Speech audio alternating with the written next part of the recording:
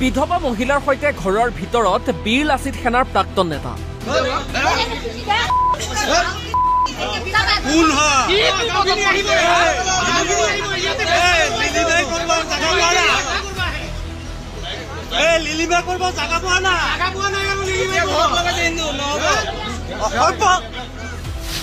বাহিৰত সহলো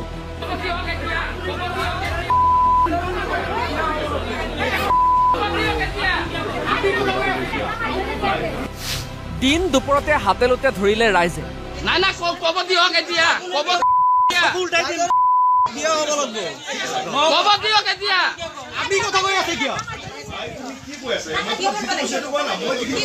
কি কৰিব লাগে ভন্টিয়া বলে বিয়া পাতিব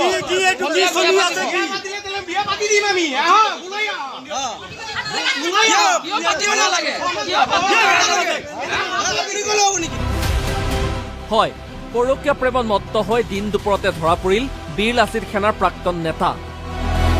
এইজন অনুপ শইকীয়া অনুপ বীৰ লাচিত সেনাৰ দলগাঁও আঞ্চলিক সমিতিৰ প্ৰাক্তন প্ৰশাসনিক সচিব অনুপ শইকীয়াৰ আছে পত্নী আছে সন্তান অভিযোগ অনুসৰি দলগাঁৱৰ এগৰাকী বিধৱা মহিলাৰ সৈতে অনুপ শইকীয়াৰ দীৰ্ঘদিনে ধৰি চলি আহিছিল পৰকীয়া প্ৰেমৰ সম্পৰ্ক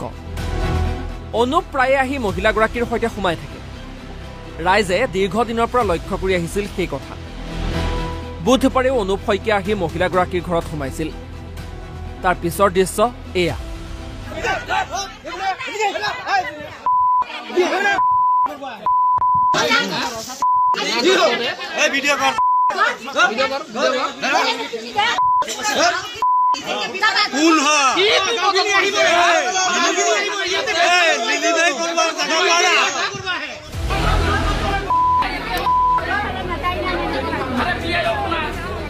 অৱশেষত ঘটনাস্থলীত উপস্থিত হয় দলগাঁও আৰক্ষী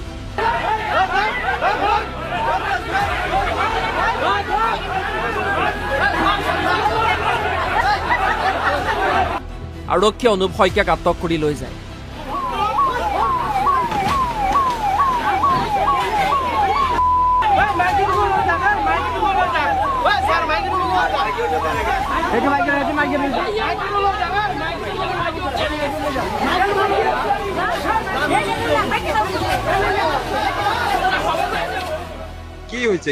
কি হয়েছে মানে মাইকীটোৰ এইটো নেচাটো বেয়া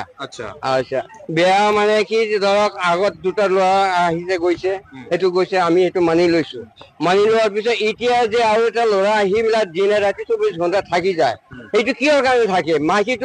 মাইকীটো হ'ল বেলেগ হ'ল আগত বেলেগ মাইকী মোটা আহি ইয়াত কেলে থাকে সেইটো কাৰণে আমাৰ অবজেকশ্যন হৈছে এইটো যদি কিবা বিয়া পাতিছে যদি ইয়াৰ পৰা ওলাই যাব লাগিব আমাৰ গাঁৱত থাকিব নোৱাৰিব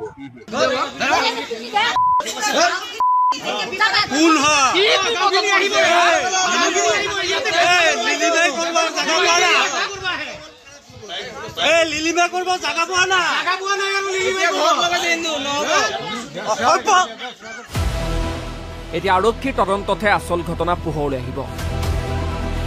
দলগাঁৱৰ পৰা ৰিকি দাস অসম লাইভ 24